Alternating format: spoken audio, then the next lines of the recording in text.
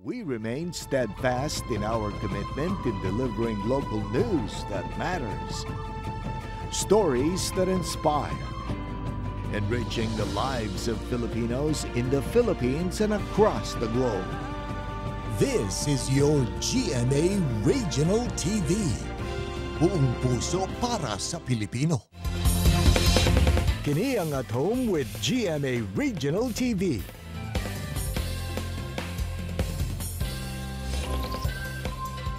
Bayong buntag, Southern Mindanao ug South Central Mindanao. Kini ang At Home with GMA Regional TV. Atod damo ang mga importanteng balitang lokal sa Northern Mindanao ug Caraga Region. Kini ang pinakahalapad nga pagbalita gikan sa Western Mindanao. Aniya na mga unang balita.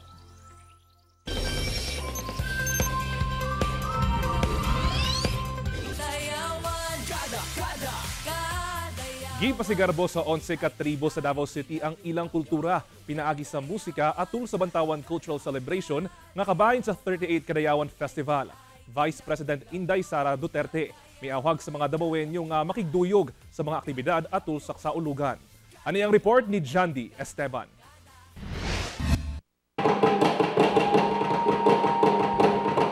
Nakigduyog si Vice President Sara Duterte sa mga Davaoenyo ug mga turista sa Bantawan Cultural Celebration Martes sa gabi sa Bantawan Amphitheater sa Davao City. Gitawag kini og Bantawan but pasabot cultural presentation. Diin magpasundayag ang mga tribo sa syudad sa ilahang musika nga kabahin sa kultura ug tradisyon. Usa kini sa mga aktibidad sa 38 Kadayawan Festival. Unang nag-perform ang tribong Bagobo Tagabawa, kinsa nagpakita sa pagpatugtog sa ilang instrumento sama sa kulintang. Gipresenta sab sa tribong Kagan ang ilahang cultural dance. Nagpasundayag sab ang tribong Matigsalog ug Sama. Una pa man niini, gibisita ni Vice President Inday Sara ang tribal village ug nakighimamat sa mga miyembro sa 11 ka tribo. Nag-auhag ko sa ato ang mga kaigsunan Davaoenyo ug ato ang mga kababayan na Pilipino nga mobisita dinhi sa siyudad sa Davao ug makigduyog sa selebrasyon sa Davao City sa Kadayawan na sa Davao ug magtambong sila sa mga lain-lain na mga aktibidad nga giandam sa ato ang City Government of Davao. Kauban si Jojo Solarte sa kamera, ako si Jandy Esteban para sa At Home with GMA Regional TV. Kapulisan dunay pahinomdom sa katawhan nga buot musalmot sa mga aktibidad nga ipahigayon sa 38th Kadayawan Festival. Pahimangno sa DCPO sa katawhan nga dili na magdala og backpack ug bang dagkong bag ug mga hinagiban. Kinahanglan sab tanggalon ang jacket ug sungglasses kung muagi sa inspection area. Bawal sab magpalupad og drone gawas lang sa mga dunay security clearance. Suspendido usab ang pagpatuman sa permit to carry firearms sa syudad sugod Agosto 18 hangtod 27 subay sa kasaulugan. Ginapaabot na lang daw sa DCPO ang approval sa ilang request nga ipadayon ang suspensyon hangtod Nobyembre subay sa barangay ug sangguniang kabataan elections. Nagpasidaan sab ang DCPO sa mga buot mag-bomb joke. Gipasiguro sa DCPO nga malinawon nga ang pagpahigayon sa Kadayawan karong tuiga taliwala sa nahitabong pagbusikad sa kalinan niadtong Agosto 7. Sumala sa kapulisan, personal grudge ang motibo sa maong kaso ug walay hulga sa panenurismo ang dakbayan.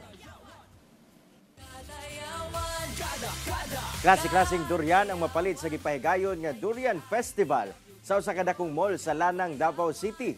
Ani ang dugang detalye. Tungod Kadayawan Festival karong bulan sa Agosto, ting harvest sab sa mga prutas, ilabi na sa King of All Fruits, ang durian.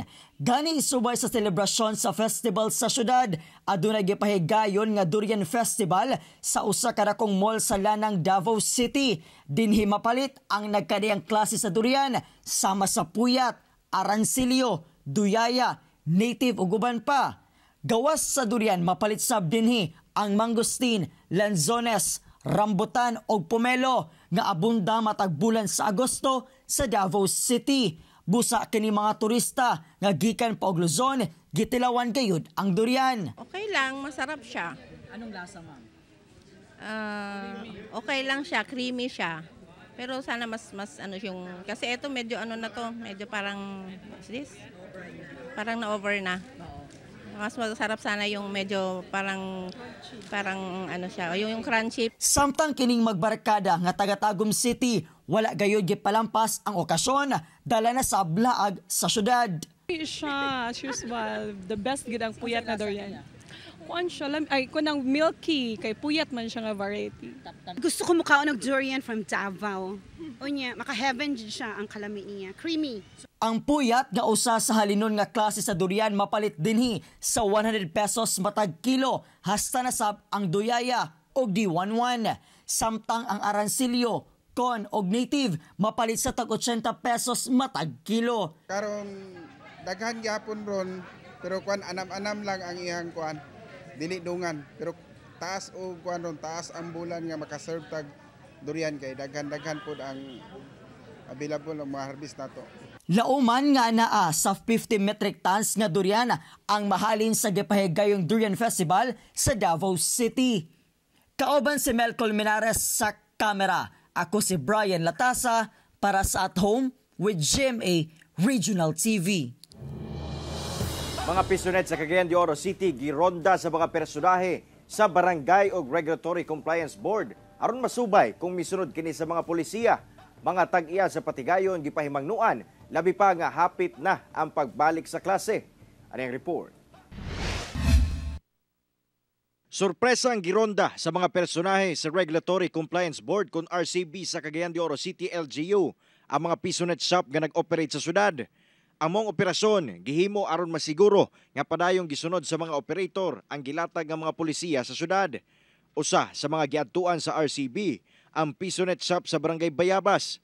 Gilantaw sab sa otoridad kung nakablock sa mong mga computer unit ang mga pornographic sites nga hugot gibawal. Nagpahimangno sab ang ahensya ngadto sa mga tag-iya nga dili magpasulod og estudyante panahon sa ting klase. Balik na po ang klase.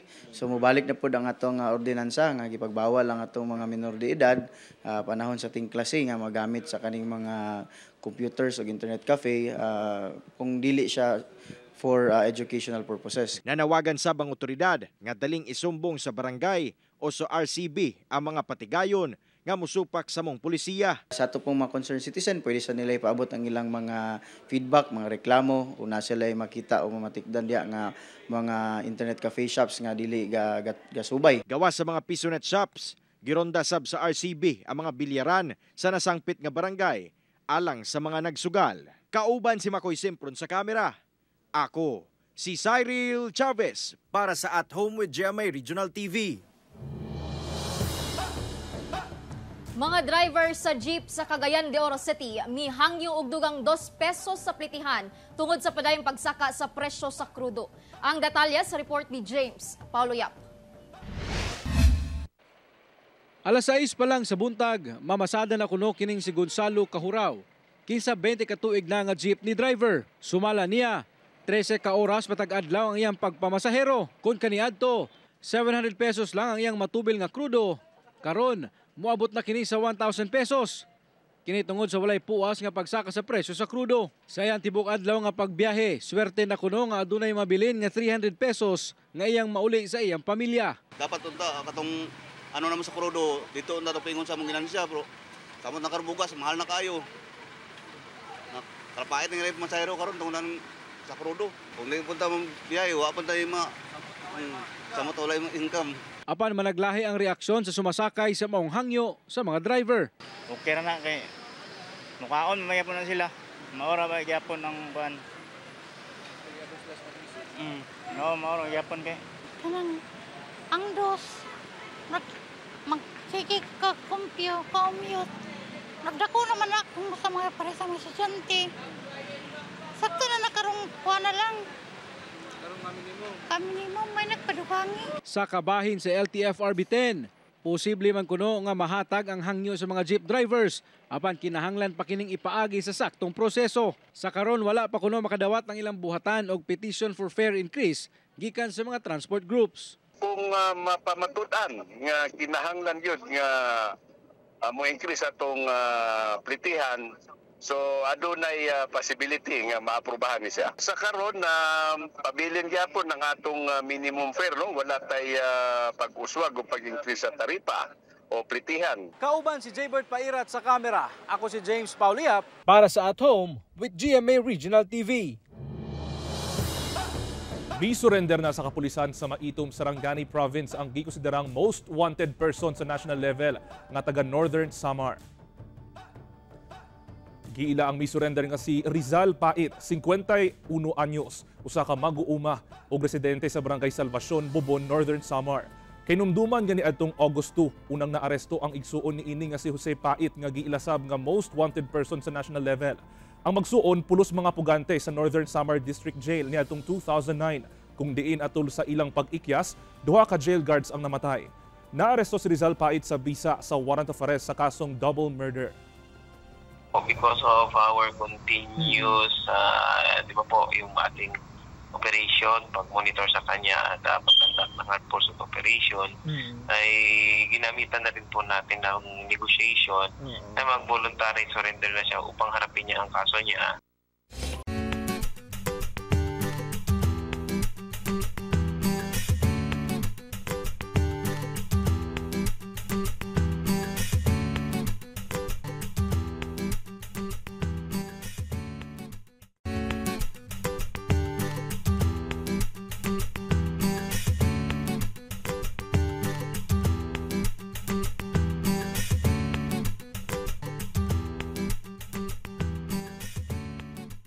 Kini ang At Home with GMA Regional TV. Mga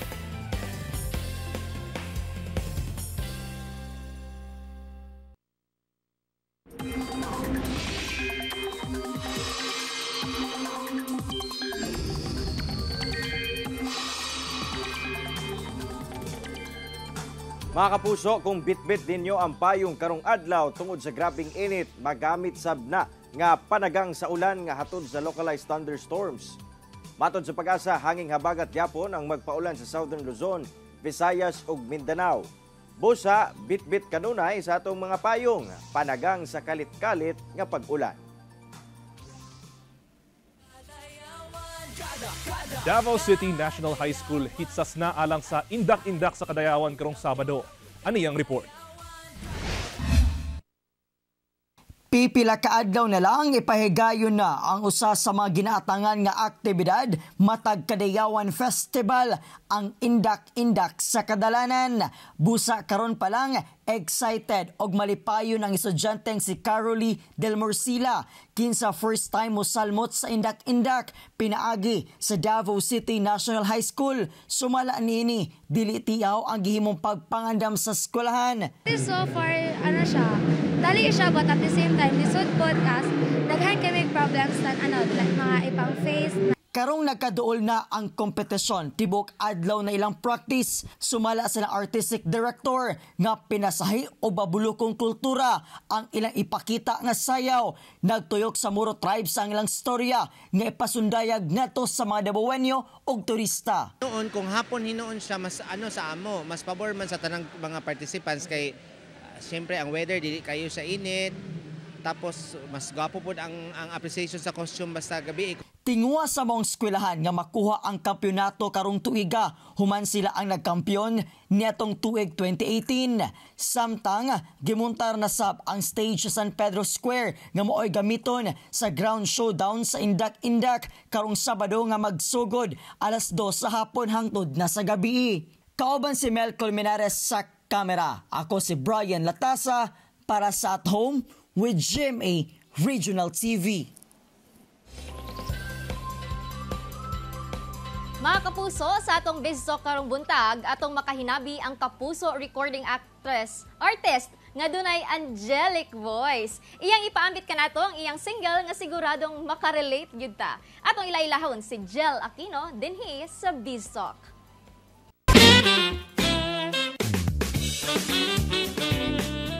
Magandang umaga mga kapuso. Ngayong araw ay makakasama natin ang rising singer-songwriter na si Jel Aquino.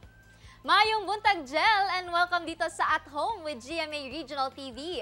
Pakibati naman ang mga kapuso viewer natin dito sa Mindanao. Hello po, maayong buntag sa lahat po ng mga nanonood. Ayun! First of all, congratulations sa newly released single mo na Ang Nais Ko under GMA Music. Wow! How does it feel na sa wakas mapapakinggan na ito ng iyong mga fans? I feel very happy po na ma-share ko yung kantang ito para po sa mga bigo sa pag-ibig, makaka-relate po sa magandang kantang ito. Ang Nais Ko. Yun naman, Miss Jel, maaari mo bang i-share sa amin ang takbo ng music career mo at bakit nakahiligan mo ang musika? Ito po talaga yung passion ko, ang pagkita. At talagang gusto ko po talaga maging isang singer. Ito naman, sino o ano ang iyong inspirasyon sa pagsulat ng kanta? Yung mga tao po na nakakaranas ng mga pain, happiness sa relasyon. Yun po yung naging inspirasyon ko po. Yun. Ano ba ang ibig sabihin ng sophomore single na Ang Nais Ko sa buhay mo naman? Ang nais ko, ang kantang Ang Nais Ko is tungkol po siya sa pain, kung gaano ka po nasaktan sa isang relasyon. At gusto ko po itong ipabahagi sa mga tao na nakaranas din po ng pain sa pag-ibig. Siyempre, hindi namin papalampasin ang pagkakataong ito. Pwede ba kaming makahingi ng sample dyan, Miss Jel? Ang nais ko, tunay na pag-ibig mo. Ang nais ko, ako lang ibigin mo. Tapat at hindi magbabago. Ang nais ko, di ako iiwan. No. Ayun, please invite all our Kapuso viewers dito sa Mindanao na patuloy na makinig, sumuporta at saang social media platforms ka. Ang Nais Ko is available na po for download and streaming sa iTunes, sa Spotify po, sa Apple Music, YouTube Music, and other digital stores worldwide. Pwede rin pong i-request sa ating mga kapuso sa Barangay FM station in your area. And follow niyo po ako sa aking YouTube channel and sa aking Facebook and TikTok. Just type my name, search nyo lang po yung name ko, Jel Aquino. Dagang salamat, Miss Jel, sa iyong time dito sa At Home with GMA Regional TV. More power at ingat ka palagi. At angin kay mobalik pa ang At Home with GMA Regional TV. Kini ang At Home with GMA Regional TV.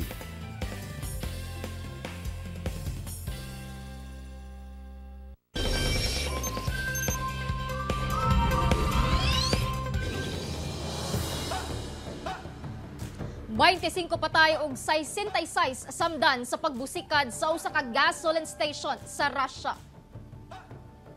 Miabot sa 25 ang patay samtang anaa sa 66 ang samdan sa pagbusikad sa usa ka gasoline station sa Russia. Gilayong girespondehan sa kapulisan ug kabomberohan ang lugar hasta na ang mga personahe sa Regional Emergency Medics. Nagsugod matud pang insidente sa sunog sa usa ka auto repair shop sa daplin sa kalsada sa highway sa Dagestani capital. Midako kuno ang kalayo nga miabot sa kasikbit nga gasoline station nga miresulta sa pagbusikad niini.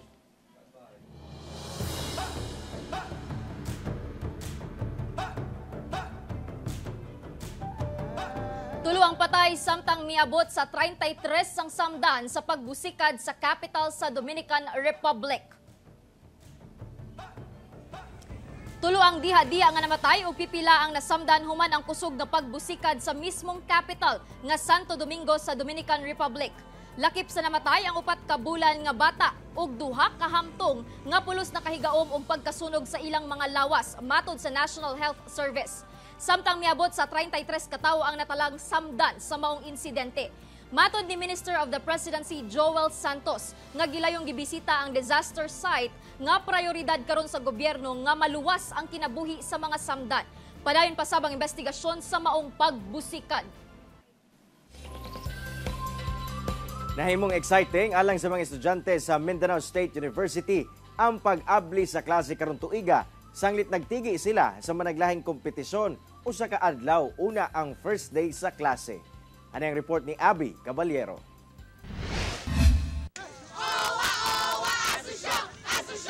All set na ang nagkadaiyang colleges sa Mindanao State University kun MSU sa General Santos City alang sa pagsugod sa school year 2023-2024 sa August 15.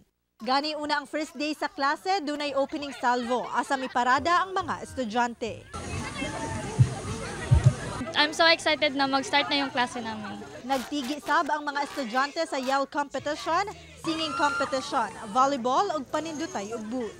Agaw atensyon ang booth sa Islamic Studies asa highlight ang managlahing tribal wear. Napaka-importante nito kasi hindi lamang kaming mga Moro ang makaka-experience nito but also the non-Muslim is makaka-experience sila kung paano manamit, kung paano mamuhay ang mga Moro. Matud pa kiniagig pamaagi sa tulunghaan aron mapakita ang nagkadaiyang talento sa mga estudyante ug pamaagi sab sa pag-welcome sa mga first-year student. Taon-taon po namin ipinagdiriwang. Napakasaya po kasi parang iniinganyo po namin lalo na po yung mga freshman na sa kaparehong kolehiyo ko po at nasa kaparehong department. Opening salvo, hindi lang siya competition but also it allows the newcomers na mag-enjoy na showcase po namo ang uban nga aspect aside sa academic.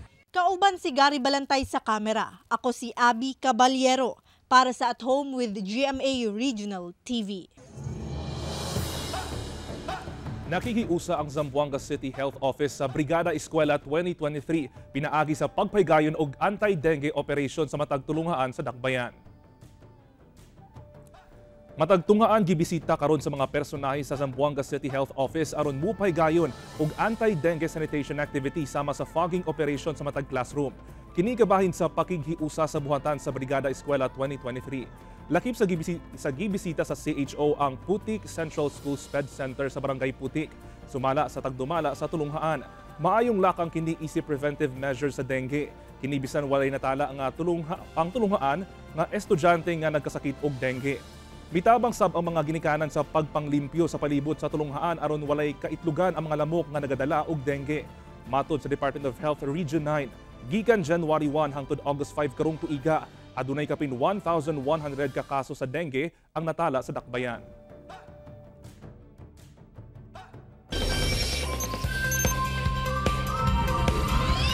Mga kapuso, truly inspiring and motivating gayud ang mga istorya nato this morning. Sama na lamang aning lyrics sa official theme song sa Kadayawan Festival 2023. Gaya ng Agila, lipad man ay iisa, selebrasyon ng sagan at kultura.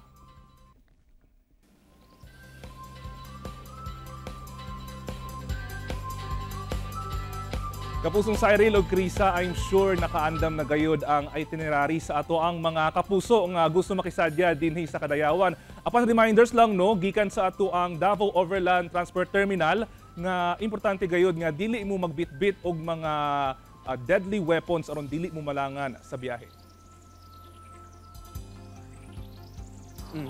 Sakto ka na, Ket o Krisa, kay labi na sa mga kapuso nga gusto gayod makisadya sa month-long celebration sa Kadayawan Festival diya sa Davao City. Kinahanglan gayod nga andam ang atong kaugalingon. O katong atong mga kapuso nga medyo aduna nay edad, mamahimo nga magstay put na lang sa panimalay aron malikayan nga aduna pay disgrasya nga mahitabo og mulantaw na lamang sa tuang live coverage karong umaabot nga Domingo. Mao kadto ang mga uling balita sa Mindanao karong adlaw. Mamahimo ninyo kining makita pag-usab pinaagi sa pagbisita sa official website sa GMA Regional TV o bisitaha ang among official YouTube channel o i-click ang subscribe button para sa pinakaulahing balita. Daghang salamat sa mga kapuso nga nagalantaw kanamo ug sa mga kapuso abroad. Padayon lang sa pagtutok sa mga lokal nga balita matag adlaw tungod sa GMA Regional TV. Local News Matters. Kami sa At Home with GMA Regional TV, tibuok puwersa para sa mas dakong misyon ug mas salapad nga pagserbisyo sa nasod.